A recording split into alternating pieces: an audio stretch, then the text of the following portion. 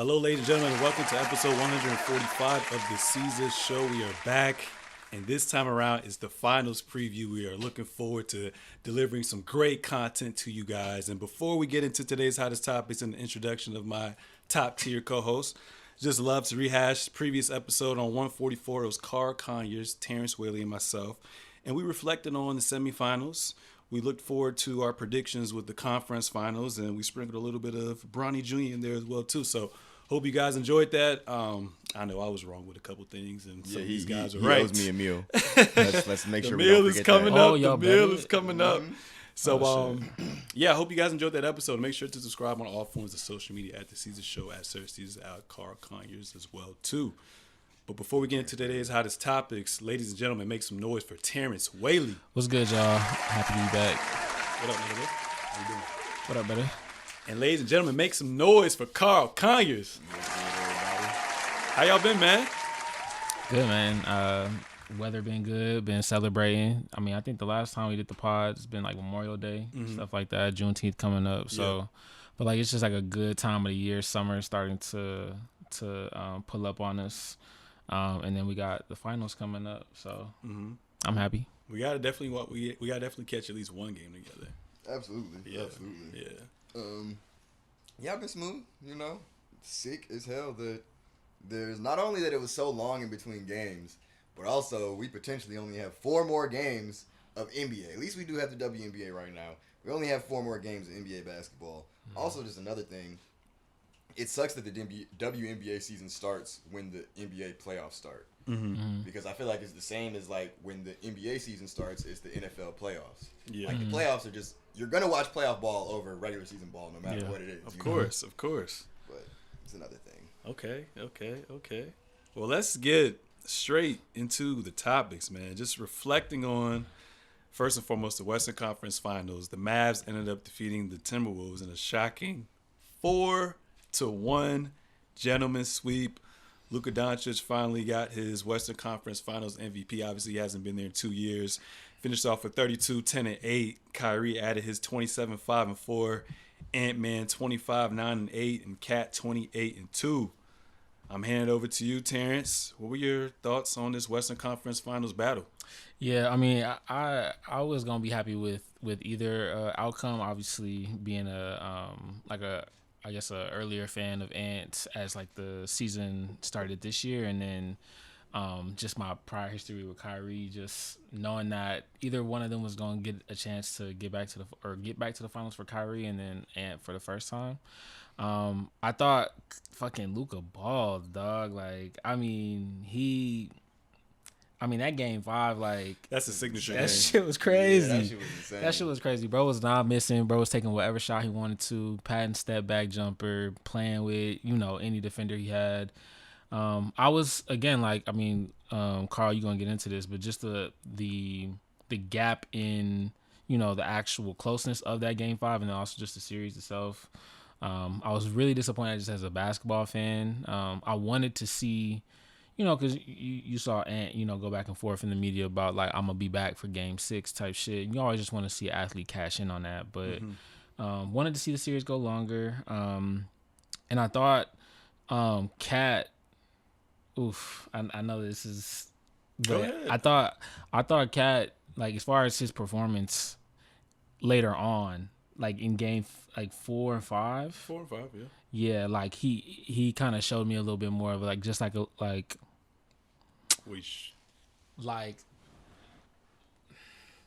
I can feel his eyes on me. But more so game 5, but like just more of a like he heard his critics and started driving the ball to the basket. And I mean, again, he's 28 years old. He's been in the league since he was 18, 19 years old. So obviously he's a vet, but like,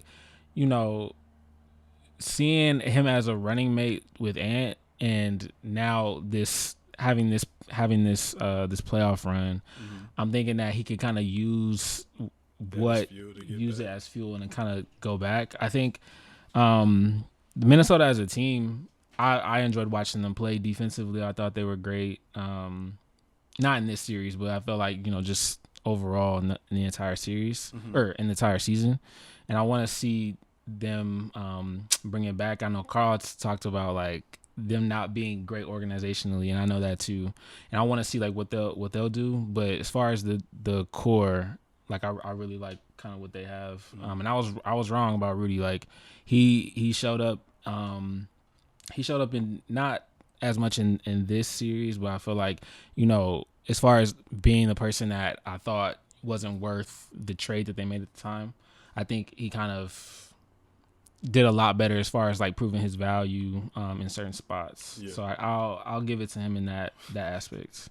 Real quick, also for what it's worth, and plus minus isn't like, it's not the catch-all stat, but he had the best plus minus on the Timberwolves in the series. Yeah. So I mean, I remember when they made that trade, I was like, bro, I don't know like what direction they was going into, because obviously the league was more on that 4 out 1 in type shit, and obviously you got Cat, being able to stretch the floor, but I didn't really know where they were trying to go with the two bigs. Because the Denver GM, the Timberwolves GM used to be the Denver's GM, so he literally built that team to beat them. Yeah. So, but yeah, ultimately, I'm happy for the Mavericks. Being from Texas, like I'm gonna ultimately, shoot for the Mavericks in the finals. And Kyrie, watching him play, really just boogieing all series long. I'm excited to see him, and just from a fan perspective. Yeah, it was an interesting series, man. It's crazy. Like 5 games, first 4 were close. Could have easily been flipped the other way as well too, and that's what I was nervous about when I was talking to Carl, and I was so confident in Minnesota winning. I was just like, only thing I'm really nervous about, or the main thing I'm nervous about, is if it's crunch time, I just trust Luka and Kyrie over Ant-Man and his crew, and it just came down to late game execution. Like, remember that nasty Ant turnover, the attempted lob from what's his name, Mike Conley to Rudy Gobert, and Luka got the steal or the deflection. Yep.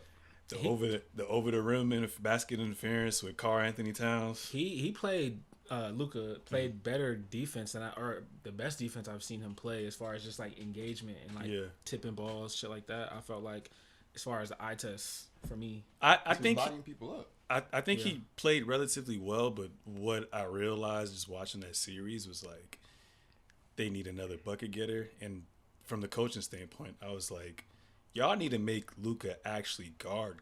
Like, a lot of times, he was just in the corner, because Jaden McDaniels was like, he's either going to do a corner 3, or he's going to try to pump fake and then get you off the dribble, try to finish, or he gets his bucket in transition. So, like, I feel like it was easier for Luka to definitely conserve his energy so he can be more consistent on the offensive end. So they didn't let him work, because I would have been like, yo, let me see that Anthony Edwards and McDaniels switch and cook this nigga, bruh. Like, what are y'all doing? And I hate fucking analytics, too, because he said it best plus or minus, right? Clearly, the eye test would tell you that Rudy, if he was just a little better offensively, those games could have gone a different way. So, shame on the coach for not making that adjustment as well, too. But you can't... I feel like... I'm sorry to interrupt, but I think that... going into these, fuck the series, going into these playoffs, Rudy is not that offensively. You have the other players on the team that are supposed to be able to step up, and they didn't. Yeah. But like you said, other players can do what he does defensively, or most of them. Yeah, like Terrence said, he played well first round, played well second round, but I just feel like he played well the first round, decent the second round. I just felt like the second round just wasn't his series. But it was just like you said, what you get out of him, but like I felt like it was just showcased even on a higher scale this time around, and it was just bad. Like, I felt like a lot of times they could have literally just went small with Cat at the 5, or just, if you want to use your twin towers, just have Nas Reed at the 4 and Cat at the 5. Like, I don't understand why they didn't do that. Then that one game, what game was it? Was it game 2 when Luka hit that step back 3? To go up 2-0, right? Oh, I thought they hit that in Dallas, I think. Right? I think that was game 2. I think it was in Minnesota. I think it was in Minnesota. Was it in Minnesota? I don't know. Y'all got to check that out. But I was texting Purvis, and we were like, yo, we know Rudy Gobert is Defensive Player of the Year, but just go small and put Nickeil Alexander so you can switch on everything. Like, I'll live with that. Everybody knew what this nigga was about to do. That shit pissed me off. But like you said, Cat, I feel like, and I told y'all this before, I felt like he early on was kind of like Kevin Love, where he had more of a back to the basket game, and as he got older, he relied on shooting more. And obviously, when you bring Rudy Gobert in, he basically is Kevin Love in Cleveland. I to go back to your point about Nickeil Alexander, I feel like he kind of disappointed me a bit because I felt like he played well in the Denver series, and then I felt like he kind of took a step back as far as like either his confidence or maybe like just his shooting ability. I feel like kind of wanes. He looked like Andre Roberson this series. Let's be real. Yeah, that's what I was gonna say. You couldn't really keep him out there for extended periods of time because he wasn't hitting anything. He wasn't hitting anything, and then he's supposed to be the backup guard, and he's turning the ball over. And also, I just really do believe like they emptied the clip in that Denver series. Like they thought that was their championship. Yeah, like maybe for one of those games in this Mavs series they looked close to it, but I don't think they ever looked as good defensively as they looked in. It was like the game 7 and game 4, I think, when they blew the Nuggets out. But there was like a couple of games in that Nuggets series where they just looked like the best defensive team. Everybody was locking up, and I just never saw that same energy. Well, also the pick and roll action is just completely different. And if we're going on analytics, they were saying that they're one of the worst teams in pick and roll. And who? The Minnesota Timberwolves. Worst teams in terms of guarding the pick and roll? Yeah. Got you. And, Luka and Kyrie was just taking turns on them. Like, it was sad. Yeah. And it's crazy because P.J. Washington and Derek Jones didn't really shoot that well, but they made timely shots. Exactly. But, damn, they left the paint open for Derek Lively and Gafford. Like, no nigga should ever be perfect in a series. I was also gonna say when was the last time y'all can remember a rookie kind of like having this direct impact too on like a playoff team too? Magic Johnson, but I would alive. Tatum, conference finals, yeah. I can't really recall. Tatum was. I think he scored like 20 a bunch of times in that first final. Yeah, I was looking at his stats. That whole run he played relatively pretty well. Donovan Mitchell too. Oh, Donovan Mitchell been a killer ever since. Yeah. The adjustments, the rotations, didn't really like that a lot. Like, I know Ant wants to be great, but like I feel like you just gotta go with the coaching strategy. Like game 1, trying to guard Kyrie basically the whole game unless it was a switch, and then knowing that you guys don't have another shot creator like that, and they're relying on you for offense was just an ultimate stupid ass move as well too. Like you got to conserve them and then guard them in high leverage moments like in the fourth quarter. But Cat so is just that was his idea and he trumped whatever the coach's game plan was. And that's just a part of being young as well too. But Cat, like, I know he can't play inside. I mean, Joker. I mean, a lot of times with Aaron Gordon, like he's always in a dunker spot or staying at the corner 3, and Joker can operate either in the high post and the low post. And I just feel like with Cat, like they just haven't made up. Okay, since Rudy Gobert's in the game, we're not even gonna let you post up. If you do post up, it's at like the top of the elbow, where you ain't gonna do nothing with it. You can't do nothing with it. Yeah, his game is just 2 left feet. It's too nasty, bro. Too nasty. But like you said, I hope he comes back and he establishes himself, especially inside the paint, work on his footwork, because he's too big not to be dominant. If Zubac can give motherfuckers 17 and 10 that whole series, even though we lost, Cat can't do that. Yeah, come on, man. That up too. Come on, man. But Dallas did what they did. Jason Kidd is a great fucking coach. And he has a dog. Like Dallas actually has a lot of depth too, and the sky's the limit for him. So we'll see what happens. What about you, Carl? Yeah, I just think that I know for a fact. I said before this series. You did. Who do I not trust? Karl Anthony Towns. Karl Anthony mother Towns. And what did they do? Let's get into it. How about game 1? Can I interest you in 6 of 20? What about game 2? What about 4 of 16? Yeah. Game 3, 5 of 18 and 0 of 8 from 3. And then, like y'all said, he played okay in game 4 and game 5. Yeah, game 4 and 5. A little too late. But at that point, it's too late. That's 3. You can't just fuck up the first 3 games of a series, and then to me, you just pad stats at this point. But yeah, I don't trust him. I don't even care about the experience thing. I'm not gonna trust that nigga next year either. I just don't think he's that guy. I think that. And then just also so I'm clear, you don't give any of the fatigue factor that you were talking about from last series at all into the No, shooting. because everybody was fatigued, and he's the only one who played like the first 3 games. Gotcha. Nah, Good. Carl, good. language. Sorry. Shit blocked on TikTok, man. Sorry, bro. You can bleep me out, bro.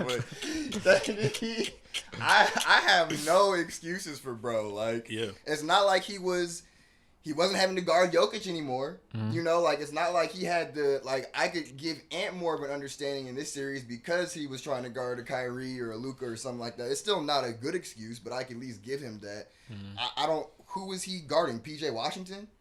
Daniel Gafford, maybe. Like sometimes, like it wasn't anything that should have. That pick and roll, that shit fucked them niggas up. But that, yeah. I just stand by that. Like he's, to me, I don't see. So him you think being, you think he's reached the ceiling? I think that when you talk about Kevin Love, I think that's the best situation for him, being the third best player on a team where you can just hit shots because you're a good 3-point shooter on average, especially for a 7-footer. But with him supposed to be like their second best player, I just don't see that ever unless Ant turns into like Luka.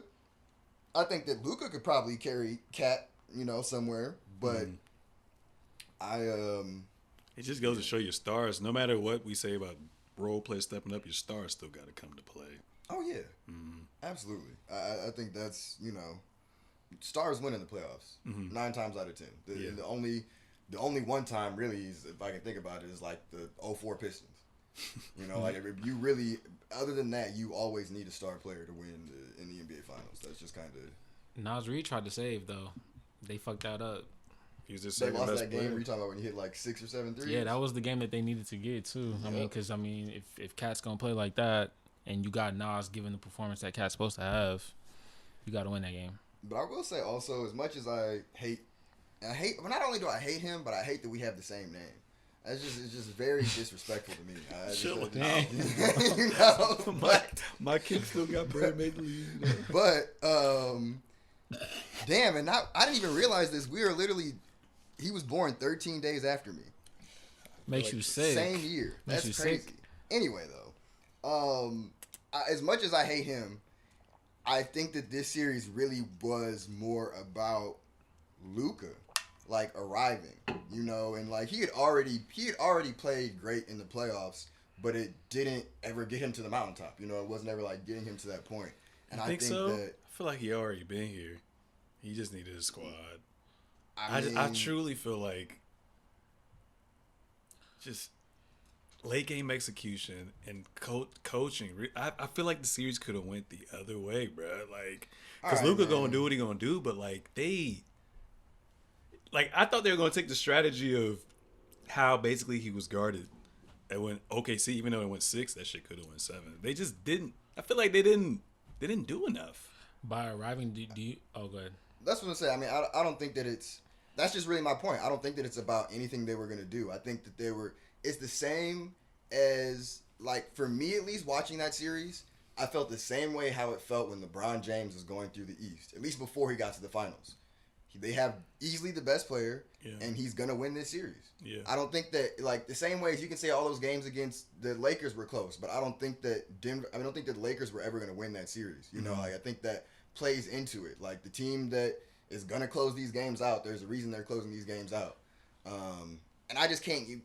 If you lose 4-1, I just can't let you, like, not you specifically. I'm just saying in general. Like, you can't say like it's a close sweep or whatever. Like, that's just, they lost and they weren't even close. Yeah. But yeah, I agree. Like, he has been close to here before. But regardless of who you have around you does matter. And so, like, I just think that now he wasn't getting that type of due from just making the conference finals. Yeah. Now you can look at the conversation is completely shifted now that he's about to be in the finals. That's and true. If he wins, it'll be a whole nother thing. I'm not mad at that. So I just think he's putting his greatness on display. Also, they missed the playoffs last year, so it was easy to knock him. And it becomes easy for people to, in that short time, try and say his stats are overflated or his type of basketball doesn't work. It just don't And work he's for proven James all them wrong. Harden. Yeah. People are just mad at James Harden for never doing anything. I just think that this was really about Luka and a redemption arc for Kyrie. Yeah. Proving again, like, if he's in a good situation with like the right alpha player, he's perfect for a system. And he's not a point guard at the end of the day. If you look at his success was with Brown. Brown was a point guard. He goes to, even though a lot of shit happened in Brooklyn, like, he's a natural scorer, like Allen Iverson. Like, you need to put a point guard with him so he can be effective at what he does best, shooting and getting buckets. I was gonna ask y'all, like, when y'all said like he arrived. When y'all say like arrived, does that mean like you feel like he'll be or he can be the best player on a championship team type shit? Yeah, nigga. Once he Clippers in the bubble and went 6, and then came back the next year, it took us 7. I was like, this is already here. To me, if you get your team to the finals, regardless if you win or not, I think that you can be the best player on a championship team. Even as much as I don't like Tatum, and I feel like a lot of people knock Tatum. Yeah, I think you don't like Tatum. I don't really like Tatum. I didn't know. Oh, hey. Okay, Tatum, my brother. if you ever are here in the future, it might just have to be a one-on-one interview. Facts. But Facts. even all the hate being aside, like, I do think also that he he's could be UNC the best too. player. I do think he could be the best player on a championship team. No, I agree. They made it to this will be their second time in the finals, and like you can't just happen to make it to the finals 2 times. Yeah. He don't play well, they don't get there. Exactly. Yeah. So. When I say that, I just be hating, but I understand he's clear far and away. A 1A. But yeah, I don't know. Like, this series in particular, like, obviously Luka's dominance was one to be remembered, but it was like I can just see like experience and momentum versus the little things literally just ruin that series from an X and O. We're talking about like standpoint. coaching. Yeah, that shit just bothers me. But also, Anthony Edwards just has to be aggressive consistently. Yeah. At least until this is something I think they were actually talking on Gil's podcast. They were like, they need to add like a Jordan Poole or a Jordan Clarkson. I think that I was going to ask you that too. We can actually get into the next topic. What should Minnesota do moving forward? With me, I said, if you're not really going to tinker the lineup like that, players obviously have to get better. I know you were saying that. I forgot what player you were talking about, but I think Jaden McDaniels still has another level to reach from an offensive standpoint. So I think if he can continue to work on his game, maybe he can actually be a reliable third option. Cat just has to know how to just exploit his mismatches more and just establish himself more in the paint. And like you said, he's never been this far in the playoffs, and I feel like now he has the blueprint on what it takes to be successful. If he can take his game to another level, they don't really need to take in the lineup. I think the biggest thing is probably like not having an ego with coaching, and then also I think they need another playmaker. Like, it was so easy to guard them, bruh. Like, defensively, kid has the personnel, but like he ain't really have to do much when you don't really. Especially, I mean, if Cat not gonna play well and not another creator, like, so I feel like it was just easy to basically just take the ball out of his hands and let other people try to go away from what they do. You know what I'm saying? And LeBron talked about that as well too in Mind the Game. He said the great playoff teams, obviously your stars come to show up, but everyone knows what they're gonna do, and they play to their strengths. Like, you're not gonna come out and get out of character like Rudy Gobert. Why are you trying to catch the ball even though you got a mismatch? Like Carl said, we know what you can do. Like, we accept you for what you do. Why are you trying to post up, bro? Every time he posted up, I knew it was a waste possession. Yeah. That's also how I knew when he hit that fadeaway in Denver that the game was fucking over. Because if you do some shit like that, it's a wrap. Yeah, man. I mean, even in this series, like, I mean, he's hit some like fucking like 3 or 5 footers that just look like prayers, like leaving his hand. Yeah. But no, like, back to the point about the playmaker though, I definitely agree. Like with Carl's point about like having another Jordan Poole. I feel like there were instances for each Mike Conley too old. Like playoff team, like where you had either like Dante DiVincenzo for the Knicks, Nembhard for Indiana, or even like to take it back to 2016 with the Cavs, you had J.R. Smith kind of like be like that extra scoring punch opposite of a Kyrie Irving or Because that's how it was with Luka. He was the only. I mean, Brunson had his little run and whatever, but he arrived a little too late. And with Luka, like, I always knew those 2 years we were gonna win because they didn't really have no other creator. Yeah. Basically, how they was guarding Anthony Edwards, that's how they guarded Luka. You know what I'm saying? Yeah, I mean, we'll see. I think I'm not sure what their cap situation is, but I think there's a lot of talent in the league to go get that. And now that they know and they've been through to see what their offense looks like, they can make that change. It's not gonna happen, but if you could get rid of Rudy and get Jared Allen, that'd be fire. I think if you have Jared Allen, it goes 7 games. Really? Yeah. And if you check his stats this year, he averaged like 17 and 11 or 17 and 11. But I was watching him play. That nigga's solid, man. He's solid. Still just as effective as a rim protector. A little shorter, but legit 6'10", 6'11", 7 feet. Great rebounder. Sets great screens. He's a great lob threat. And he has definitely somewhat of it. He has a decent back to the basket game, especially if you have a mismatch. So, just be a shot creator. If I can flip Rudy, that would be it, and everyone just ups their level of play. Yeah, they're talking about like 80 or probably like more like 100 mil for him though. 100 mil for Jared Allen, because Hardenstein about to get like around that same contract. Jared Allen's still in a contract though, right? I think he's coming up on a contract. Yeah, he's coming up on a still contract. I think Hardenstein is going to end up being like fucking Bismack Biyombo. Yeah. I think there's always some playoff riser who just played out of their minds in the playoffs and gets a dumb contract because of it and never lives up to it. All he do is just get rebounds. Like, he's a cool role that player. floater too, though.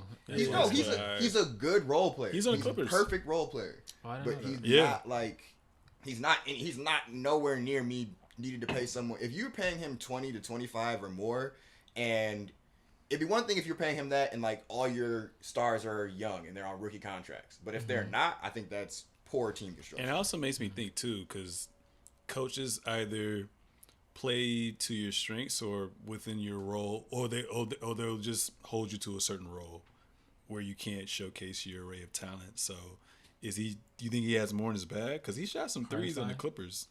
I don't know if the coach is just like, this is just what you're gonna do. Yeah, I don't know. I mean, I don't think that he'll get the opportunity. I forgot who it was that did this. He would be decent in OKC. Somebody had did that, like where they were like, I'm leaving this team because I wanted to expand my offensive situation. It might have been Pascal Siakam or somebody from that Toronto. Yes, it was him. Denver. That's what it was actually. Yep. Yes, it was like they were hooping in the bubble, and then Jared. Like I thought it was perfect for him to just go back to Denver. He was like, "Nah, my agent said I want to just losing teams for the next couple and years. Expand my offense." I was like, "Wow!" But no, to that point, who were we talking about just now? Hardenstein. Yeah. Do I think? No, because I think that they're still looking for that like that Paul George splash type offensive player. Like, and I think that's where they want to get it from, like some sort of wing type of player. The Knicks. The Knicks, yeah. The Knicks. Okay. Mm-hmm. And I mean, they don't look like they're trying to move Julius either. So I think that they'll probably add that offense back too. Yeah, it's just one of those weird things. Like, I mean, obviously Carl was talking about, Julius Randle's downfalls in the playoffs, but like, they were missing him, Mitchell Robinson, and who else were they missing? I always forget the white dude's name. OG, and then who's that white shooter?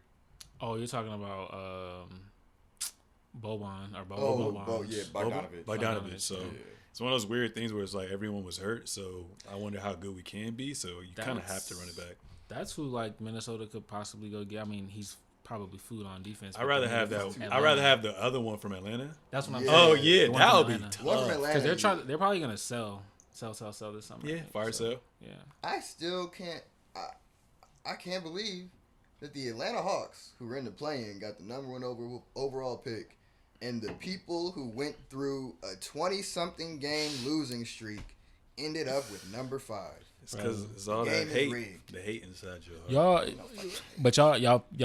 kicked off the coach, right? No, Troy Weaver, our general manager. Oh, okay. But I don't. It's like he did make he made some bad decisions, but also you're not set up for success if you finish with the worst record 2 years straight And don't end get up the with one. a Top fifth pick. pick Yeah. 2 years straight. Yeah. You're only as like, good as that's your just players. difficult. Yeah, I Huh? agree. You're only as good as your players. Exactly. And like if you even just look at like if we had got 1 to 2 picks ahead of Jaden Ivey, and I think Ivey's cool, but some of the other players I think are better than him. Same with like I think Thompson is going to be good, but some of the players that were picked ahead of him would have been, like, but yeah, whole other thing.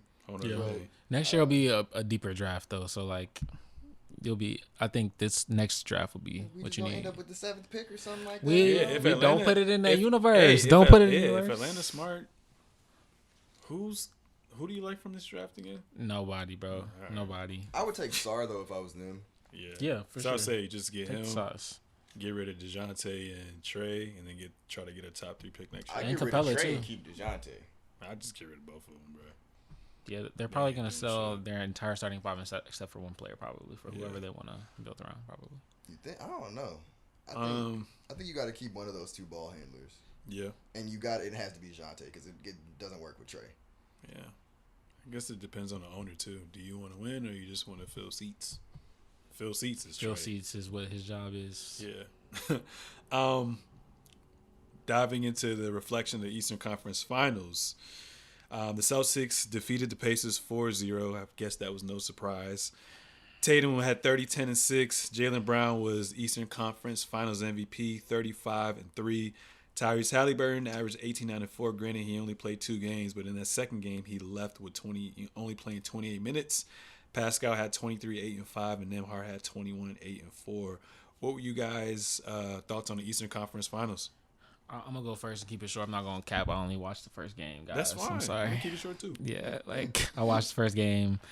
Tyrese, my brother, mistakes happen. I understand. You'll come back better next year. But yeah, I mean, I don't know.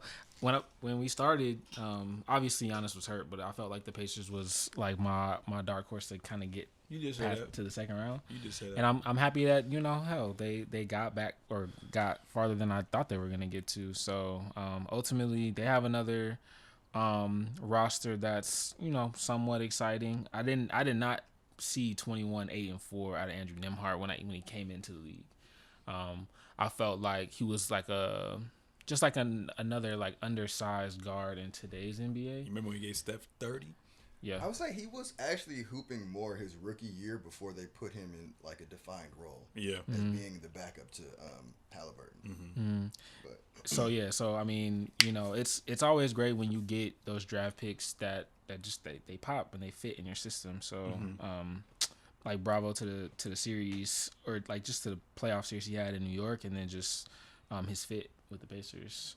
But I don't really have any much to say about the series. They handled it. also, I think people don't look at they were also without Mathurin.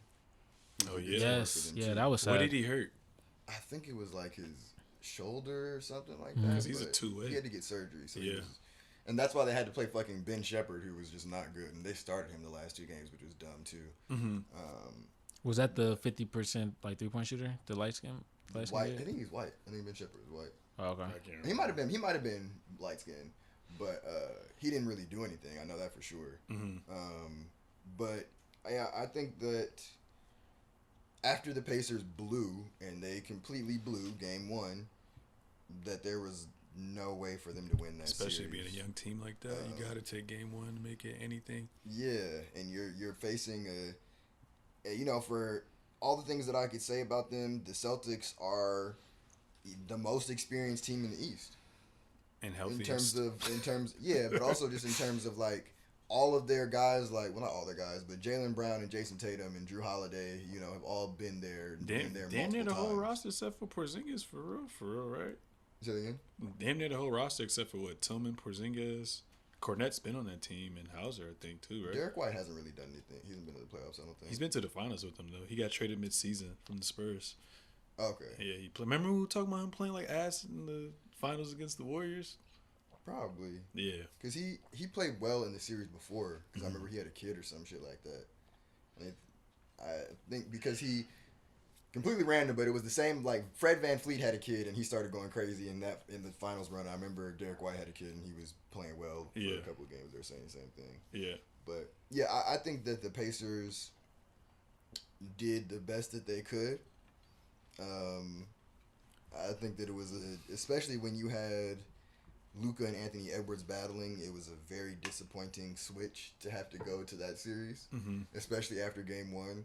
But to their credit, they kept 3 out of those 4 games pretty close. Yeah, it was a competitive series. And I think that it just really came down to that experience and knowing what to do in the end of those games, which is also to me like how a team is better when you talk about Minnesota and the Denver thing. I'm not in Denver and Minnesota and Mavericks, yeah, like that. So I also just hate that they were even there. To be honest with you, like that's just such a weak conference finals opponent, and it's not the Celtics' fault. That's the one thing I'll say. Like, you play who's in front of you. They can't do anything about it. But I think they were like the first team in the past like 20 to 25 years to not have to face any 50-win teams on their way to the finals. And then all the stars basically were out. Like, and it was to the point where the teams that they were playing with the people missing, I did go into all those series thinking like, okay, well the Celtics are gonna win. But I'll for sure say, like, if they were playing a fully healthy Bucks team, I wouldn't have just said the Celtics are going to win this series. Like matchups pose for fights, and I think that would have been their best matchup. Yeah, for sure. And also, there's one other team in the East. I can't think of it right now, but there was another team that I felt like if they were healthy, like I wouldn't just say that the Celtics were going to win against them either. So. You play who you can, and they dispatch them in 4 games, and they get to rest up and get Porzingis back. I do think that either it's going to be... Was it Miami? Miami. That's exactly what I was going to say. If they had Jimmy Butler, I wouldn't have just taken the Celtics in that, mainly just because they don't know how to play the Heat for whatever reason with Jimmy Butler.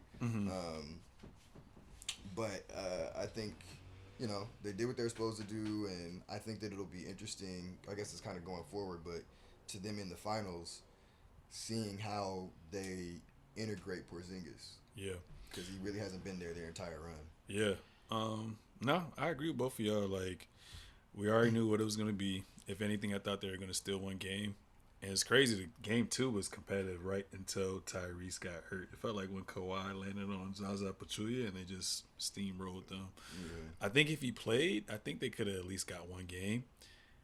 Indiana just, what does their offense remind you of? Like, I don't know if it's just because, like, you don't really see anyone, like, outside of Pascal and Tyrese Halliburton. So, like, I don't know how they game plan defensively for their players, but they just can score the fucking basketball, and that's just crazy. Can hoop on their team. Everybody get a bucket. Everybody get a bucket. Down to the white man accountant. Yeah, so I like their offense. I'm curious to see what they're gonna do with that moving forward, as far as like pieces that they need to add. But what I learned is when Tyrese Halliburton is aggressive, he's one of the most fun players to watch, dog. Like, he a point guard. He's one of the old school point guards to an extent to me. Kind of give me that Jason Kidd, Steve Nash type of game when he's pushing the pace, but I like his game a lot. Which is why I was so hurt to just watch him fuck up the ball. Against Drew a dog. Yeah. Drew a dog.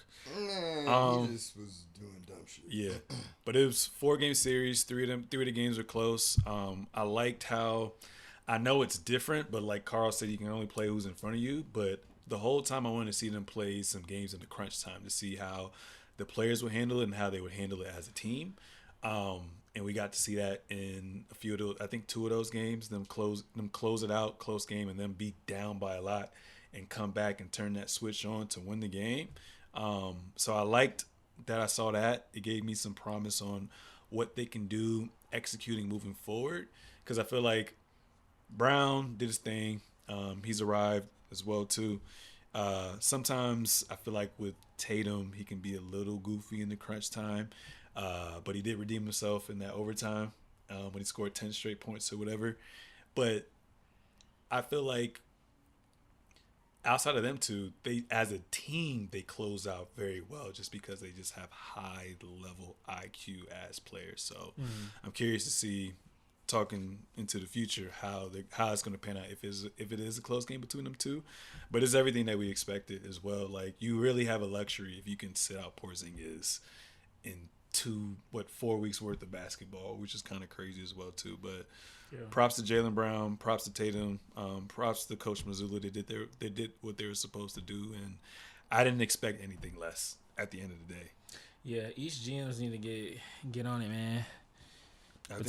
Between Bron's, 8-year run, and now it's time, bro. Like, niggas need to do a better job, I feel. Yeah, I don't know. It's weird though. Like, I just don't get why the East is damn near always so much worse than the West. GMs. I think they were saying that this was only the second time in the past, I want to say like 15, 20 years, that an East team was favored going into the finals. Damn, that's sad. That's insane. Mm-hmm. Yeah, East mid. And then just too, like, even with the just like watching the play-in standings, like you're seeing a team below 500 getting in, playing that basketball. Like, as a fan, I don't want to see that for real. So, nah, that's facts. Transitioning from that, the Lakers are reportedly zeroing in on JJ Redick as a head coach. We got the number one fan insider of LeBron James, Insider is crazy. The Lakers, Terrence Whaley. What are your thoughts on JJ Redick being the front runner to coach the Los Angeles Lakers, but more importantly, LeBron James? Bro, I think last time we was talking about this, I talked about how I feel like the Lakers as an organization just like to do the sexy thing. They're almost like the Cowboys in that way, where like they just want the headline. JJ, obviously from the Mind the Game podcast, he's shown to be, be able to like, every basketball or former basketball player or even current basketball player isn't a high basketball IQ player, but he has shown to be able to dissect and draw plays and things like that. That makes me comfortable because I wasn't 100% sure, like, when it came to Darvin Ham, if he was able to do that or if he was even responsible for doing that in timeouts.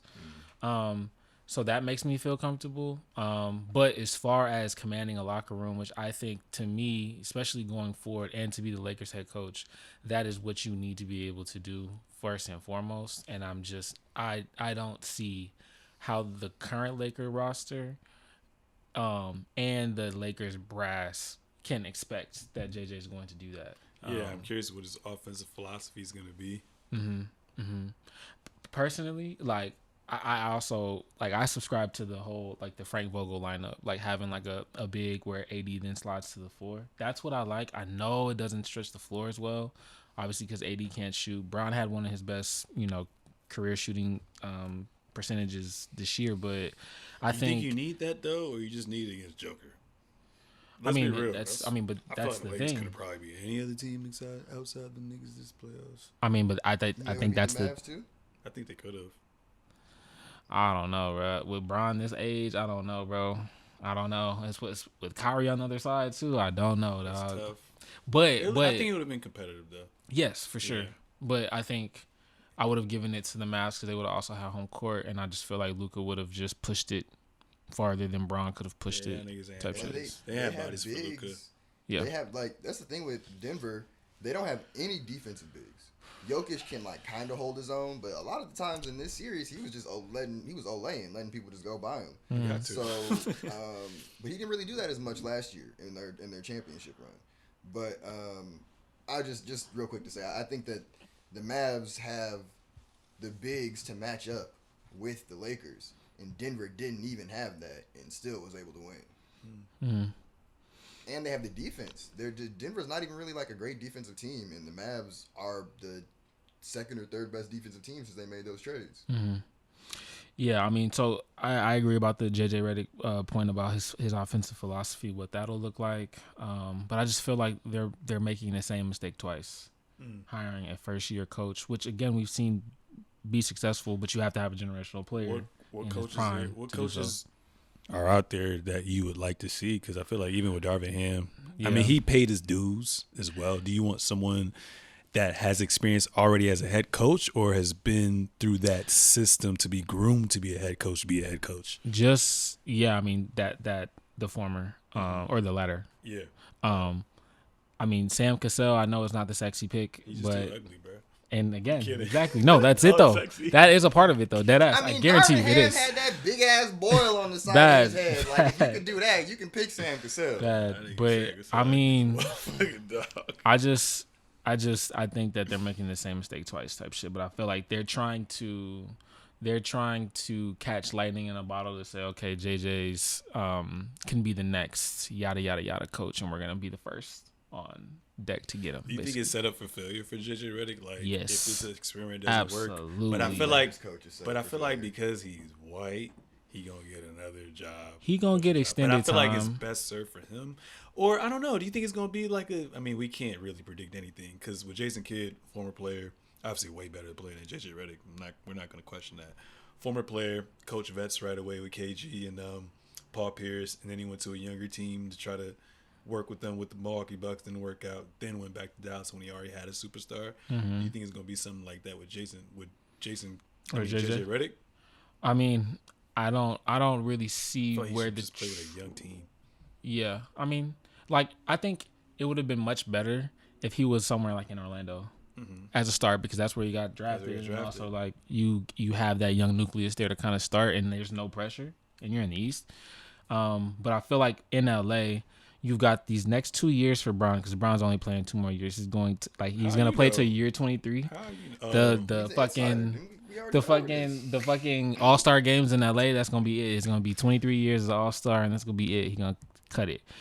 So after those 2 years, it's like, okay, I think that's his leeway. It's like if they don't win and it's whatever on LeBron's curtain call, like it's cool, but then I think they'll let him stay another 2 additional years to try to figure it out. And I think that's his runway type shit. So, do you think that LeBron and the Lakers, this is just me being an asshole, you think they should have got the 8th seed?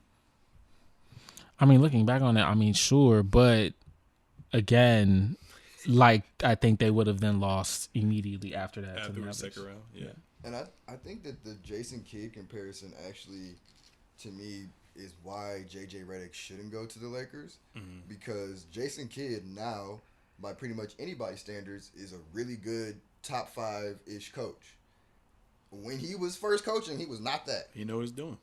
Exactly. Right He was a first-year coach, and he had to learn, and he had to get better, and he needed the time, and he needed more than one opportunity. Like, he didn't. If he had never got hired again after his first stint, people would just been like, "Oh, Jason Kidd." Because I think he got into like some legal trouble a little bit on the low, and then also he got like criticized. That was the Matt Barnes situation too, wasn't it? He also criticized. Or no, that was Derek Fisher. Wait. Derek Fisher. Oh yeah, you talking about He got criticized on like how intense he was like coaching the Milwaukee Bucks. He also, remember, he spilled the drink on the sidelines. Brooklyn? Yeah. Was that in a playoff game or a regular season? I think it was regular season. But that just being said, like, it's already a lot on a first-year coach to just be a first-year coach, let alone be a first-year coach in the Lakers with market. LeBron and AD. Have the like, podcast. And, yeah. Fuck. Mind the game. It's not. It's, And it's you not know, gonna be Bron, good, when bro. Bron ready, he ready. I mean, again, they looked good in certain stints last year, but again, I need to see what happens post free agency, post draft. But I don't know if there is you already a know you getting for the draft. Insider. Yeah. Bronny. Nasty work. Bro, I have no idea what's going on, bro. I have no idea what they're gonna do, if they're going for Donovan Mitchell, if they're going for third star. Me personally, I want the depth. The Pelicans gave them their pick. Pelicans gave them pick back, right? Yeah, of course. Yeah, they Pelicans needed know what to, they do because in the that draft shit is is weak. Pelicans, horrible. Yeah, fucking draft, yeah. Horrible. Weak. Especially 17th in this draft. Yeah. Yeah, honestly, it really just comes down to who gonna be a part of his coaching staff and the personnel that you guys can add to LeBron and AD. Because when you have those two and the right pieces around them, you can't count them. You can't count out LeBron and AD. Yeah, I agree. We'll see, man. Rob See how Pelinka's LeBron up. looks this year too, though. Yeah. I think we can't. One thing you say you can't count him out, but I think one thing we can't count on is that he's just gonna look the exact same as how he looked last year. Yeah, we'll see. I have confidence though. I think. But I don't know. Father Time hit different for everybody. I mean, I would just say this year, he already looked worse than last. His worst is still really great. It was still really but good. I think even this year, he was not as good as he was the year before. I think he's at that age now where, like, he just needs to be a third option. Like, even though it's not... I mean, I think we talked about it before last episode with Mitchell. I feel like that's perfect for them. But yeah, I think we also talked about how would they make that happen. Yeah. When you look at what they just gave I up don't to know. get Some of these Donovan GMs be Mitchell, goofy with some trades. That Drew Holiday trade was crazy. but there's no way that Getting rid of they Malcolm would go Brogdon from and... what they just had to give up to get Donovan Mitchell Yeah. and then sell him for pennies when he hasn't decreased his value at all. Yeah. You can't do I'm that. just wondering how it's going to work because if you don't... Because they said if he doesn't sign his extension that they're going to offer him in the offseason, They're going to trade they him. would prefer not for him to, basically start preseason. And is he going to do They'll the... probably trade him to a team that'll actually have a return. Yeah. It's only looking like I think it's either. And is the team Brooklyn. willing to do that return knowing that he's only going to be there for a season and not resign? I think it would probably be something. I actually was reading an article earlier about Drew Holiday's trade, and I think it would hopefully be something like that. Brad Stevens. They basically said that when Drew got traded to Portland, because remember he originally got traded to Portland before he got traded to the Celtics, they were like, the Cronin worked with him and like allowed him to give him a list of like X amount of teams, and you guys work from there because I will let you know that I will re-sign with any of these teams. Mm-hmm. So that automatically boosts your trade value. Yeah. So I think that hopefully is what they do, and that's the smartest thing to do is like, okay, you're gonna let them know like wherever you trade me, if it's one of these places, I will re-sign there. Yeah. So that way, that changes your whole what you're gonna get back. I'm just curious where he's going to resign because I feel like a lot of places where he would resign don't have the assets. I mean, maybe Miami has somewhat of assets, especially for Cleveland. I don't really think New York has assets like that. Like you said, Lakers don't have assets like that. My thing is like, if you are on Cleveland's timeline. What is their time? What is it?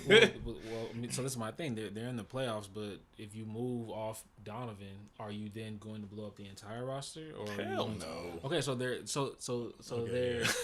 their timeline is to still be contending in the playoffs. Yeah. So you wouldn't want to send them to Miami and So I would. I mean, Brooklyn, right? I feel like GMs like that, I would send him to Brooklyn. they want to win, but they don't.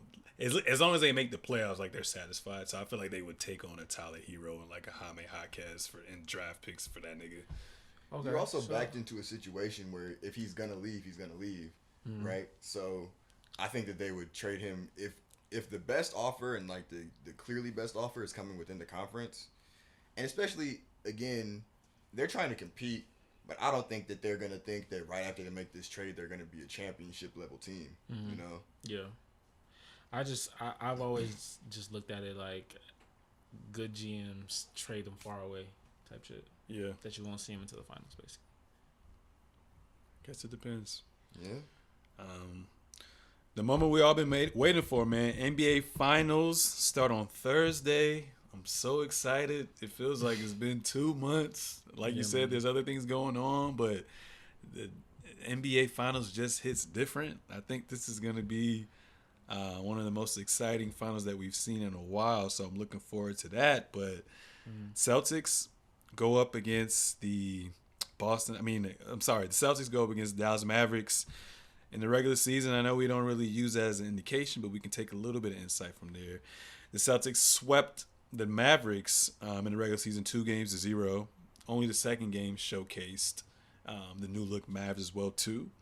And I know our guy Carl Conyers likes first things first, so I definitely looked at some of their graphics that they had. So since the trade deadline, including the playoffs, the Celtics have a 37-8 record, and the Mavericks have a 34-14 record. Their defensive rating is essentially the same. Field goal percentage is essentially the same. Offensive rating gets a slight edge towards the Celtics, and the opponent's field goal percentage is essentially the same as well too. So these are essentially the top defenses in the league. And with their starting lineups, assuming that Porzingis is going to play, Celtics 31-10, Mavs 27-6 as well too. And then what Carl talked about earlier, but more so on the Celtics side, this may be one of the not only the easiest path to the finals, but like Carl said, they haven't played any 50-win teams when the Dallas Mavericks have beat 350 win teams on this run to the NBA Finals. I'm going to hand it over to y'all first, and then I'll go on my little rant. What's your predictions? Go ahead, Carl. What's your predictions? I got Mavs in 6. Woo! Okay. I think this is again going to be like we talked about arrived. I think this is really going to be like Luka's moment. I could honestly see Jaylen Brown and Jason Tatum being like the next Karl Malone and John Stockton. Okay. Which, you know, it's ups and downs because those two are Hall of Famers and they're all-time great players. But they just always got close and never could get over the hump because they were always facing better competition. Yeah, you know, like, and so I just think that Luka and Kyrie are going to go crazy. And they have shown, at least, we don't have to talk about before this run. In this run, they have shown more consistency than the two stars have for Boston. Mm-hmm. And it's been a tougher run. So that just me. I think that the Mavericks are going to win. I think that 6 is about right. I honestly feel worse if it goes to 7. Mm-hmm. I feel like if it goes to 7, I might take the Celtics in that situation. See, I feel the opposite way. I feel like if it goes 7, I'm a little nervous. Luka and Kyrie going in that and beating them. But yeah, keep going. But I would say, I mean, I feel you. I just feel like if it's game 7, they're going to feel...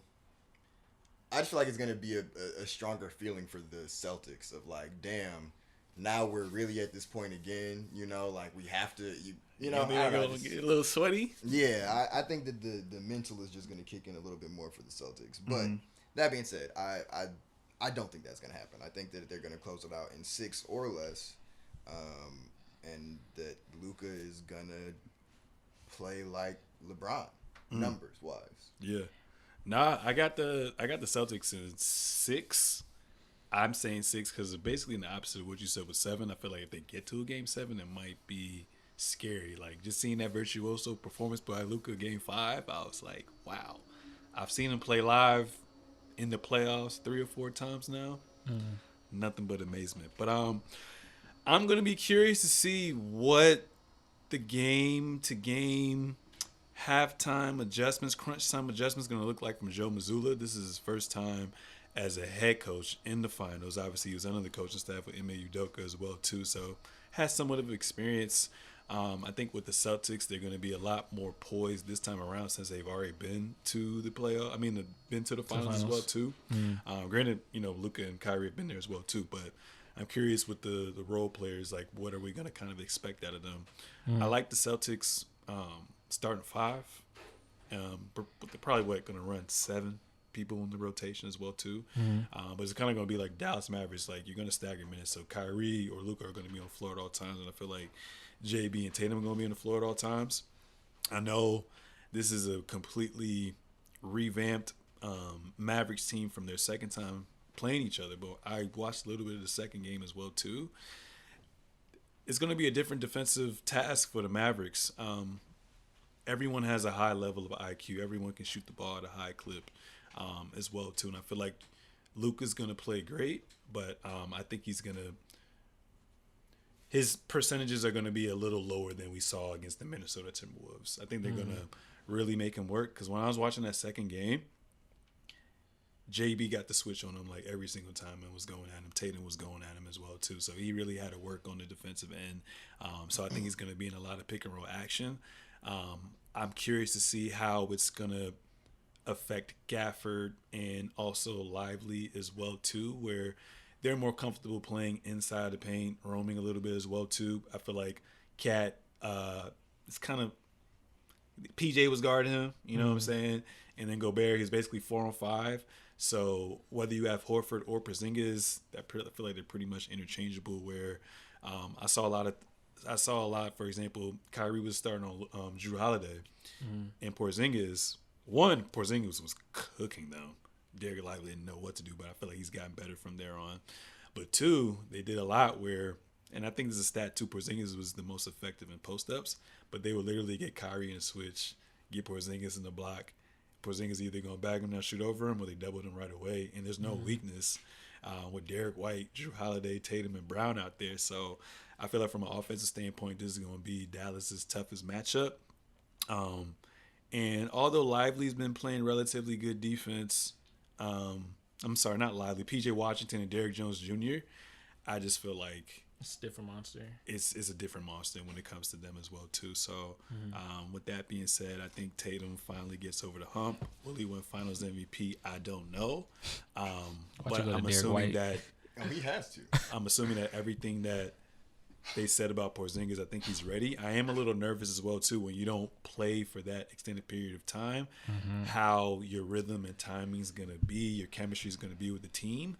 But the way in which they play and the way in which Porzingis is utilized, I think I'm more so concerned about him defensively as opposed to the offensive end.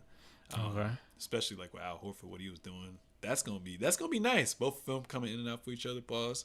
But Al Horford is gonna get cooked on the defensive end. We saw what Nembhard did. We saw what Tyrese did before he got hurt. And what's the white boy's name? The guard. You talking about McConnell? McConnell did as well too on that switch, and now you got Luke and Kyrie. So that's going to be interesting. And another thing I noticed as well too was they kind of took the philosophy from the Houston Rockets when they went 7 games in the conference finals against the Warriors, where they switched on everything, which they did, and I'm cool with them switching on everything. Gafford he didn't really show too much of a back to the basket. Neither did Lively as well too. So I'm confident with them switching on everything, one. And two, I think they said the Celtics are one of the least amount of they blitz the least amount as well too. So I think they're gonna have the philosophy where they basically just let KD cook and stay home to everyone. So I think they're gonna let Luka cook, because he's gonna get his buckets anyways. Yeah. But it's the others that are I think they're gonna disrupt the others' rhythm as well too. So I got the Celtics in 6. Okay. I mean, y'all covered it. Really Take the hate out the way. Let me hear your actual take, man. Sure. Yeah. For me, I think it'll go 7. I think it'll go 7 games, and I wanted to go 7. Again, I always talk about just the love of like watching it as a fan.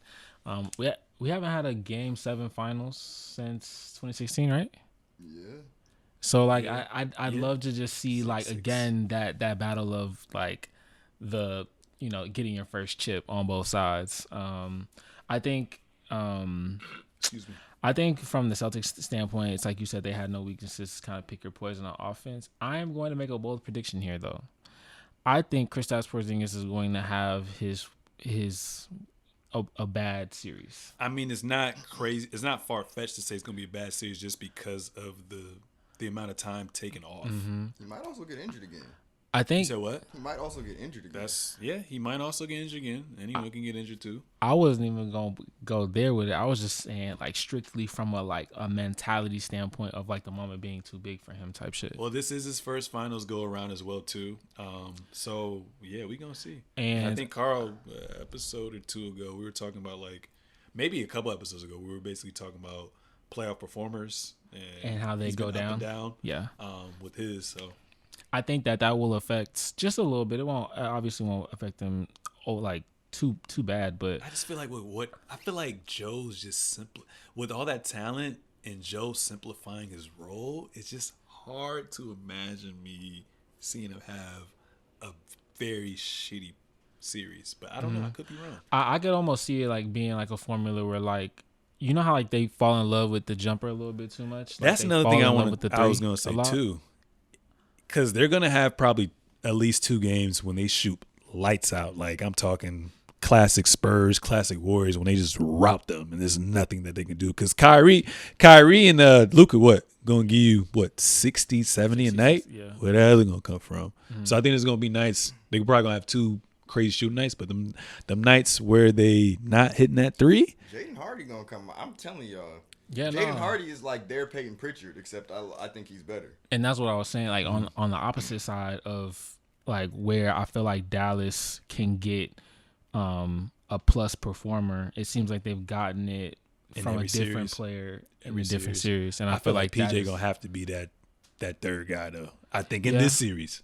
What what could be crazy too? And I don't know y'all, because I think you said you don't think too much of him, but like Tim Hardaway. I was gonna say that too. This might be a Tim Hardaway series. Like I would hope. And I mean, And Dallas low key has more depth than them. Like we got the Celtics have the star power, but Dallas got bodies. And they can like pull it out of like anywhere. And sometimes that's where it happens. Sometimes like you'll just get a shot in the arm of offense from someone that can win you a game here and there. And I feel like they have more pieces that can do that for them. Tim Hardaway Jr. is just so tough though, because I think for sure I know what I said was that he's like a poor man's J.R. Smith. Yeah, I remember that. Yeah.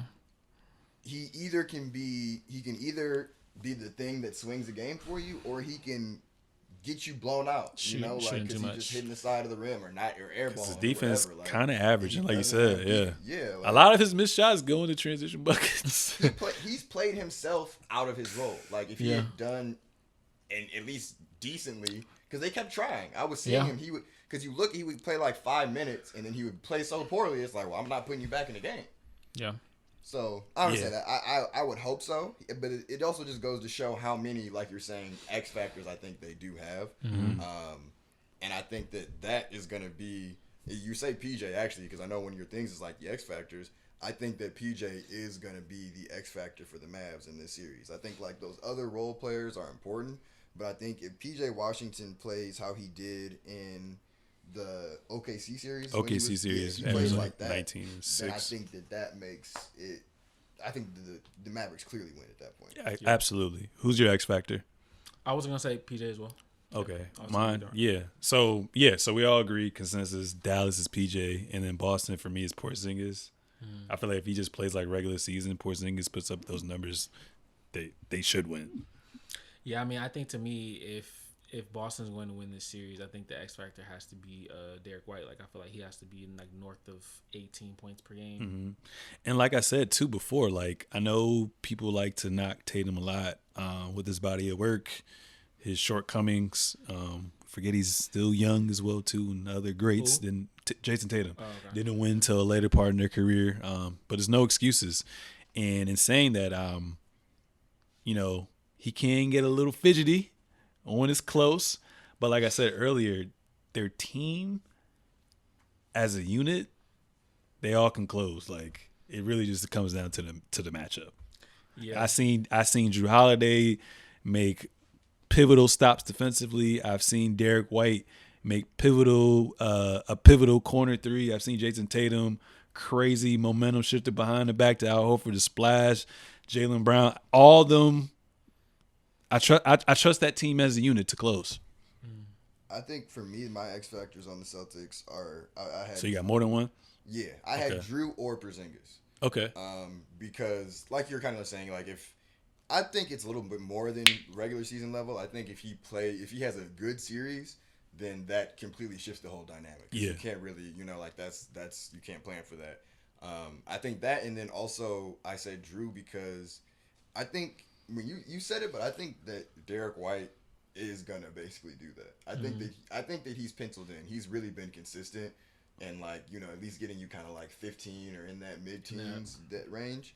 But I think Drew is such a wild card because his defense is gonna be there, and his offense up to this point in the playoffs has been really good. Yeah. But, and this is just another history thing. Historically, his offensive percentages in the playoffs have not been good. What is his percentages in the finals? Because I don't remember his percentages, but I just remember a lot of game-defining moments and clutch shots from him against the Suns. I know for sure, it was a lot of defensive stuff, and he had a couple of good shots, but his numbers are in the 30s. Yeah, they're not good. Mm-hmm. But that just being said, that I think there's a possibility he could revert back to that. But I think that if he plays at the level that he's offensively playing right now, then I think that would be an X factor for the Celtics as well. No, for sure. And I'm thinking with Drew Holiday, since you already know the Celtics are going to switch on everything, I think primarily I would probably put – because what I saw for that second game when they played each other, I saw Jaylen Brown start on Luka. I'll probably have Drew Holiday either start on Kyrie or maybe start him on Derrick Jones Jr. and just be that roamer as well too. Because if I'm Joe Mazzulla, I'm like, we're going to either play one-on-one or we just going to try to see if your role players can basically reproduce what they did against OKC and beat us we'll live with that. So I'm curious on who's going to match up with who. Yeah, that's always the most exciting thing about game 1 to me is like seeing what the game plans are from both teams. So I will say this too. I think that the Mavs already played the best player that they're going to play in the playoffs. I think that was Shea. Oh, yeah. Yeah, and we're going to talk about this later podcast. My top 5 players right now, no order. Luka, Joker, Embiid, Giannis, and Shea. Those are my top 5 right now. I think I just can't put Embiid in those conversations because you have to, like, just like with some of the other greats, like when you factor in injuries and stuff like that, and he's never been able to like really do it in the playoffs. I can't put him there. Yeah. But like I feel it. I understand him being in there, and overall, I feel that list. I think I might just replace him. Woo. Don't say Steph. No. Not Ant yet. I'll tell you this: if Tatum, Maybe Tatum though. I said if I was gonna say this, and we're gonna say it later. If Tatum wins the chip, I'll stamp him in the top 5. Oh, did you say Giannis? I say Giannis. Okay. I say Giannis, Embiid, Shea, Luka, and Joker. Okay. Yeah. But fast forwarding, my other topic I want to say for you guys: who wins the Finals MVP? Obviously, it's Mavericks is Luka. And then some people were saying Jaylen Brown, but I'm gonna go with Jason Tatum. I think it has to be. I don't think it has to be, but it has to be. Well, I say this. I think it has to be because I think that if Jason Tatum isn't their best player by and far, I don't think they're winning. I know Jaylen Brown is good too, and he just won the Eastern Conference MVP. But He could have went either way. That could have went either way, and I just think that if Jaylen Brown wins the Finals MVP, to me that means that he like vastly outplayed Tatum, and I think that is not a recipe for them to win. Yeah. Would you say he outplayed Tatum in the conference finals? I think honestly, Tatum. Because Tatum had the all-around game. Brown just hit the shots timely, that exactly. mattered. So what if it's that's why it was, but I think that the way that the media likes Tatum, that's why I say like when it comes down to Finals MVP, I think Brown would have to play a lot better than him. I don't think it could be close, and Brown still get it. And I think for the Mavs, it has to be Luka. If it's anybody other than Luka, then You? I agree. Same too? Yeah. Same I'm curious. I feel like they're going to put PJ on Jason Tatum and then Derek on Brown. Yeah. Athleticism for athleticism. It's going to be interesting. I'm also curious on, we talk about stats. Obviously, it gets kind of thrown out the door, but I think we could still bring it up. Kyrie's stats against Boston since he's left have been nasty work. What are they? I'm going to pull it up right now, but he doesn't, because I would have to look at the regular season and the playoffs, but apparently he doesn't play well. It's like the shooting percentages. Yeah. My only thing that I would say, because I remember seeing some stuff about that, is that was pretty much all with Marcus Smart. Yeah. And I like Drew Holiday and Derek White, but I don't know. I think that Marcus Smart was more scrappy. Clearly he was a defensive player of the year. Like, I don't know. I just think that it's different having him on somebody versus having these other two. I say that too, and then I'm also thinking, taking it another step further, just like his history being there and how some fans can have effect on certain players to an extent. I mean, he even talked about it as well too. So I'm just curious, like, with the years past, like, you already know Boston's going to be a hostile ass environment. So we'll see if he stays poised the whole time or might get a little rattled. I remember Draymond Green saying in his, when they won their fourth finals, that game when they played Boston, game 3 or whatever, he was like, that was the first time I was ever rattled. Now, Draymond obviously isn't Kyrie, but sometimes those things can have effect on people. So I know Luka going to embrace that shit. You know what I'm saying? He from the trenches where he from. He been playing pro since he's 13, 14? Yeah. So he's built for this. It's gonna be Luka's been killing people on the road just all playoffs. All his whole playoff career. mean, I saw it firsthand with the Clippers. Yeah. We went down 0-2 and had home court advantage. Even this year, he was calling the fans all types of motherfuckers. Nigga, go home and like he love that shit. Yeah, bro. Yeah, nah, it's gonna be crazy. Who do you think this means more to? Kyrie. Luka or Tatum? Or Kyrie? My bad. I was just Either gonna say or. Kyrie. I feel like it has to be Tatum. Oh, you mean just like from Who does championship mean the most from to? like a If legacy? we're talking about narrative standpoint, I think Tatum storyline definitely has the standpoint. most to gain. I think just again, I'm always talking from a fan perspective. Yeah. It means the most from me as a Kyrie fan to see him win it. Yeah, I hear that. I just think that oh, so you said who? Kyrie. Kyrie. Okay, just because of everything that he's went through.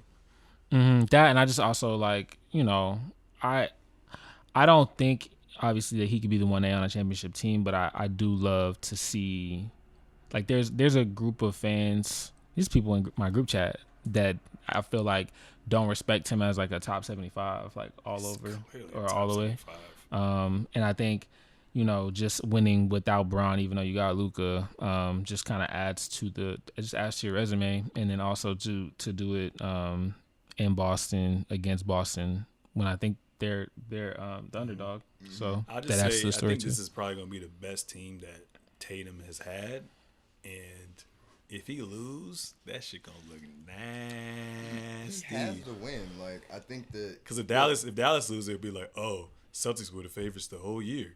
also I think it's different because Luka will be his first finals, Exactly. and Jason not only has been here, but he's been up to he's been in the conference finals a bunch of times, and I just feel like all the rhetoric around him, like it's crazy they're only like 2 years apart, 1 or 2 years apart, Tatum and Luka, but it'll feel like Luka has more time to get back there versus like Tatum. It's like, dang, you made it twice already and you can't do nothing. Yeah. Who knows if you'll ever make it back? Yeah. I I mean, and shit. think Bron Kyrie lost already his has one, first. so- Bron lost his first two, and eventually started winning. And I Yeah, feel but like with Tatum's Boston, not Bron. I feel like obviously, but I'm just saying, as someone who's lost, and has come back to win. So I mean, anything's possible. And Brad Stevens has proven that he's a great GM too. So what I'm saying is they're always going to be in a position to, I think, compete for championships as long as he's playing. Has he though? I think you gotta 1 year's worth of moves to me doesn't make you a great GM. Okay, so let me rephrase that. So Brad Stevens is a good GM, but even before that, the Celtics organization have made Celtics good organization, moves. yes. There you go. Yeah. Because they had who? They had Kyrie, Marcus Morris Sr., Al Horford, Terry Rozier. They drafted Tatum. They I was got gonna Bron. say just They had to squads. draft both Jalen Yeah, and they had Jason in squads. consecutive Their drafts. drafting has been spectacular. Yeah, they made some good trades. Even So Marcus Smart they drafted, like all of those guys. yeah. So I say Tatum. Tatum, I think it means more to him as well too. As we come towards an end, Ty Lue's contract, 5 years, $70 million. How y'all feel about that? Congrats to him. New stadium is almost complete, right? Or new arena It's is going almost to be complete. open this fall, game 1. Yeah, so I mean, happy for him. I guess he seems to have found his, found his home in LA, and like he likes it. Got the money. Is he the highest paid now? Has to be one of them. I think Might be he's. money still. Oh, okay. We gave him a bunch of money for no reason. Oh yeah. Okay. Well, yeah. I mean, he's getting paid for his worth. Like ultimately, he's definitely a top 5 coach in the NBA to me. So Happy for a black king getting his money, much well deserved. I think he's one of the top coaches in the NBA right now. But kind of like what Carl said a podcast or two ago when we made jokes about like trades, and he was like, "Why the hell would Julius Randle? Why would the owner want Julius Randle to start in that arena?" yeah, You kind of have to have something for the fan base to somewhat believe in. So Ty Lue just seemed like the smart option. But I feel bad for him because obviously I'm supporting the Clippers just because Kawhi, he's never healthy. You know what I'm saying? So it's like, it's good you get paid, but I feel like it's going to be a big what if his entire stint there because the players are never healthy. So we won't really see what his ceiling is outside of that LeBron championship. So it sucks. Yeah. He gonna be in a Rolls Royce though. I would say it's one of those. And I think that he'll be able to build his. He already has the resume, but I think he'll just be able to continually build his coaching chops and add to that. And I will say the Clippers have been a pretty decent organization. Yeah. Ever since when they you clean go house. from adding, well, I was like, if you go from adding Chris Paul, like that was huge, and the team they built around him and Blake Griffin, and then pivoting from that to this new team where, of course, it hasn't worked out, but that's more because of injuries. Like you brought that was a very smart play to bring in Paul George and Kawhi and all the pieces that you. So do you think this new arena, sorry for cutting you off, is going to rid them of injuries? Fuck no, this is absolutely not.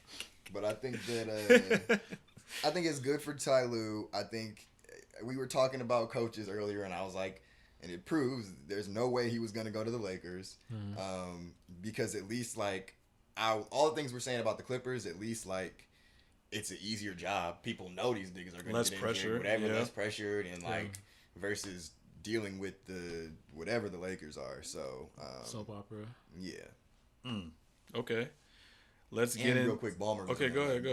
I would say Ballmer wasn't going to let him go. Yeah. Especially because you're saying like they're going to this new arena. Same reason why they're not going to trade their stars for Julius Randle, because they're going to this new arena. Like, yeah.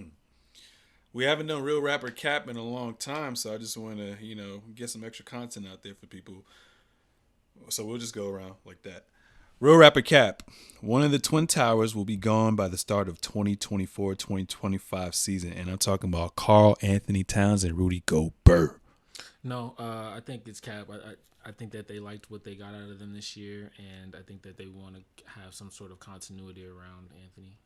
So, yeah, it's absolutely Cap. There's no way. I mean, you just made it to your first conference finals since KG, and he only made one. I think KG got swept too, right? Yeah, because that was their first conference finals win. I remember that. Yeah, so there's no way, especially when it took a year to get to this point. Yeah, like they had to. That last year they were nowhere near as good, and so now you're not just gonna break it up when you start to see things gel a little bit. Yeah, biggest thing that's happened to the organization, the city, their culture. They've created an identity. They've proved that they've taken steps to be competitive. So, I don't see them tinkering between those two, but I definitely see them adding to their roster. So I'm gonna say Real Rap. Real Rapper Cap. LeBron will be wearing a color outside of purple and gold to start the 2024-25 season. Cap. I've never known Bron to take a pay cut, and I think they're going to draft Bronny at the 55th pick this year. So I think it's sold up. I think his last 2 years of his career cannot have been more storybook ended than to play for the Lakers, to get his son drafted in the NBA, pick his coach, and have all of these production company shows lined up for your career afterwards. So. Yeah, I mean, he's not going anywhere. I don't really know where he. I mean, I guess there's a couple places, but it just doesn't make any sense for him to move again. Especially, it'd be one thing if he was still in Cleveland, but I think to leave the Lakers is a different thing in itself. And I don't think he wants to do that to his legacy either, because I think as being here, we all know like Lakers fans will turn on you, and it's not that he can't stand criticism, but I just don't think that that's how he wants to end his career either. Yeah, I'm gonna say Cap as well too.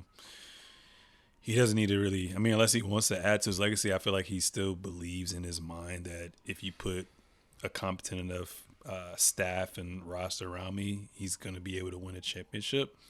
He's already about to be 40 years old, and like Terrence said, he has his shop set up, no pun intended, in LA. So I don't see him going anywhere. And I agree with you, Terrence. He's not taking no pay cap anyway. I wouldn't either. I know Tim Duncan and Dirk did it as well too, but they also weren't playing at this high level at that age as well too. But they're going to figure something out, I hope. Real Rapper Cap. PG will remain a Clipper going into this 2024-25 season. I also think that is Cap. We've already said it about the arena, but I also just think PG, he's from the Valley. He's from, what's that spot called? Palmdale. Yeah, I think he's also kind of in the sunset piece of his career as well. And I think, being a Clipper is fine. I think I think they already came out and said, or there was a rumor that he's not going to get the same money Kawhi got, but I think at the end of the day they'll find a deal that works for the both sides, and he'll stay there. Yeah, I think PG's going to stay. Because one, does he have a player option or something? Or yeah, he can decline his player option. Okay, yeah. So I think that if he does decline it, it'll just be to re-sign. But I just don't really. I know they're saying the Sixers are trying to get him, but yeah, I just don't see them. I see the Clippers doing everything they can to retain him. Yeah. And I feel like that'll be enough to keep him there. I mean, you just said they don't want to give him the same contract as Kawhi. That was a rumor that, And that's crazy because Kawhi always be hurt. It just so happened he want to play 70 games this year. Made me mad. But also, I feel like being real with yourself, why would you deserve the same contract as Kawhi? I mean, he's All-Star this year. Obviously, he didn't make All-NBA team. All-Star. Kawhi's always hurt. So he's healthy. Yeah. He's always hurt. He's not a better player that's all I'm saying. He's only been Kawhi. hurt 1 year in that stint as far as like for the playoffs because he caught COVID. Playoffs, yeah, but for the regular season, he's been hurt pretty much every. I think that he might have had one. I think his first year he started, it was his shoulder. He came back, but I think other than that, he was relatively pretty healthy. Maybe had some nicks and bruises along the way, and then I know last year he fucked up his ankle, his knee, right? 48, 54, 31, 56, and last year was the first time. So 48 shoulder, games. And then the 58. I mean, how many games did we miss from COVID? Because the league got shut down like January. Yeah, let me see. So the 48 was not the COVID year. The 54 was the COVID year. Was I think the COVID year? I think so. Because Did they lost to the Suns? No, COVID year. So 48 was the COVID year. Yes, because he had a shoulder surgery. He came back because I remember that first game he had like 25, 26. So shoulder surgery that year. And the second year he just wasn't that healthy. Yeah. Point being, he's not demonstrably healthier than Kawhi compared to Kawhi. Yeah. And he's not a better player than Kawhi. So I'm just saying. I would hope that he wouldn't be expecting, if he's being honest with himself, the same. That's like Anthony Davis saying, "Why am I not getting the same contract as LeBron?" Because you're not LeBron. That's true. Deserve that money though. AD dog. I'm gonna say real rap. I'm gonna say he's gonna end up in Philly. He's gonna switch it up. I think he's gonna not be real himself and try to get as much money as he can and try to ring chase. Real rapper Cap. Kyrie Irving will end up representing Team USA for the Olympics when it's all said and done. It depends. I mean, what was Tyrese's injury again? Hamstring. I mean, I think that gives him enough time to bounce back. Heal up. Yeah. So Cap for you? Yeah, I'd say Cap. Okay. But again, it's all contingent on Tyrese. What about you? Is there even any reports of him like? This is just a hypothetical. No, I'm just asking like if there's anything that they've been saying to like substantiate that. That Kyrie's gonna somewhat. Yeah. I mean, I think just Brian Winter said, like, don't rule it out because of the injuries with Joel Embiid, Kawhi Leonard, and also Tyrese Halliburton. But I still think it's give the nod to JB. Well, I was literally going to say Brunson. I think the narrative, because right now he's on a crazy redemption arc right now. Mm-hmm. So I feel like if they win the championship, they're going to push that little Hebrews and Negroes shit out the way, and they're going to give him that spot. Like, you can't have a team without him, but I understand the politics behind it. Yeah, I see that too. I'm going to say real rap. Okay. Real rapper Cap. Donovan Mitchell will be on a new team to start the 2024-25 season. For sure. This is real rap. I mean, suitors are calling. When there's smoke, there's fire, so... I see it for sure, and I'm pro player movement. You know, whether that's free agency or trades. So, I'd like to see him in a big market team, like whether that's with LA or whether it's in Miami. I think that'd be great to see. Just see him on, more national televised games. Too. A team where he's not the number one option too. Yeah, because I feel like he'd be a great number two option. Yeah. What are your thoughts? I think that he's going to be gone. Where would you like to see him go, realistically? Or for selfish reasons? I don't think any of the places that I would like to see him, he can realistically go. Yeah.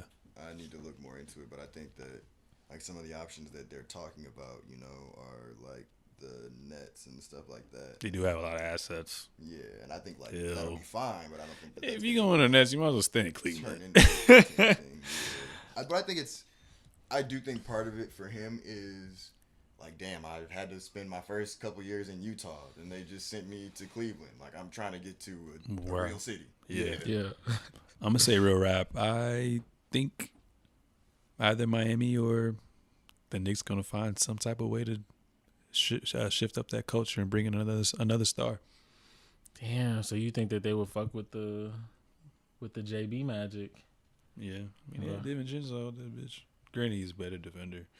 And Josh Hart obviously a better defender, but I'd rather have. I think Jalen Brunson and Donovan Mitchell can coexist. You know how Darius Garland takes a step back. I think Jalen Brunson really believes he's him. So I think it would work, but only time will tell. And real rapid cap, Jimmy Butler will get the max extension he desires from the Miami Heat. He made which All NBA team? He didn't make no All NBA team this year. So, he always hurt too. So yeah, maybe not. So I'll say cap. Okay. Yeah. I think real rap. I think he's gonna get now. His extension might just be 2 to 3 years. You know. Yeah, not the full thing. Yeah. Because he's 34, maybe 35 right now. Yeah, I just think they So already wait, kind of built around him in a way, like adding all the like adding Terry Rozier and some of these other pieces. I think is to capitalize on while you have him. And shoot, we just saw was that Kyle Lowry get that dumb contract. Chris that Paul, 3-year extension. Chris Paul get that. You know, like where it's one of those things where they're old, they're probably on their downside, but who are you about to replace them with? Yeah, unless they just want to go young and. But Because they still got young players with Bam and Tyler Hero, Jimmy being out the lineup anyway, so they can at least be a playing team, and maybe Jaime takes that step. But I don't think that's their thing, though. That's not the Heat way, like we just trying to be competing. Like, no, we trying to win. Because Pat Riley also is a sick. I was gonna say, I mean, D-Wade won his money. Granted, D-Wade was, older, but he let that. I was gonna say too, like there's also been like situations where organizations will kind of grow tired of Jimmy. Do you feel like that could have happened a little bit with Pat when? Who's really gone tired? I feel like that's what happened in Minnesota. No, he wanted to go. He grew tired. He was forcing his way out. Okay, so I think that's my point. It's more so like if you don't pay me, I'm gonna force my way out. No, I don't think it's more so about payment. I think it's more so like I want things done my way type shit. I think they knew that when they got into the Jimmy Butler business. No, I'm saying that's true. Like that's his MO. But I'm saying that an organization can also grow tired of it. Oh, okay. Well, I think like Carl said, his personality embodies the Heat's culture. So I don't think he's gonna. He still is proven if he's healthy, and he had a freak accident, low key. So he just got your teams that had no business to the finals twice in 4 years and 3 Eastern Conference Finals. So. Yeah, I'm gonna say real rap. He gets signed. Did y'all see that rumor? Well, not a rumor. It was proposed trade for him to go to the Warriors. No, I forgot who was in it, but it was Pod, Looney, Wiggins, and future first round picks for Jimmy Butler. I know that there was something about like Philly trying to get him again too. Yeah, I don't think that's. They should have never let him go for Tobias Harris. Yeah, I don't think he's gonna want to go back there because he definitely comes off as like the vengeful type person. Like y'all, and he still says it. He's like Tobias Harris over me. Like why would I want to go back there when y'all clearly messed up? And also I think for them, that's just a huge L. You could have had him you could have had 29-year-old Jimmy Butler, and now you about to go. It's like get me getting curved by a shorty, and then I come back. Nah, I mean, out of pettiness on some Drake shit in the future, I might just. But we'll save that for another day. Any closing remarks for episode 145? Just hoping to get great basketball in these next 7 games. Probably. The next time we on this pod, my parents might be in the city, so I'm excited to see them, get to see family, and enjoy the summer. You know what I'm saying? It's gonna be a great one, especially in LA. Yeah, for sure. We're gonna be outside. So yeah. Any closing remarks? Happy we finally get into the swing of summer. We about to start these finals, And, shout out Black people. It's about to be Juneteenth. And look forward to seeing y'all next time. All right. So I had Celtics in 6. Terrence had Mavs in 7. Yep. Fuck Jason Tatum. And Carl had Mavs in 6. Payne, who you got? I want the Mavs. I'm gonna say Mavs. I'll say probably Mavs, and if the Mavs do it, I think they'll do it in 7. Peyton says Mavs in 7. Ladies and gentlemen, that was episode 145 of The Seezus Show. Make sure to subscribe on all forms of social media at The Seezus Show, at Sir Seezus, at Terrence Will _ and at Carl Conyers. We out.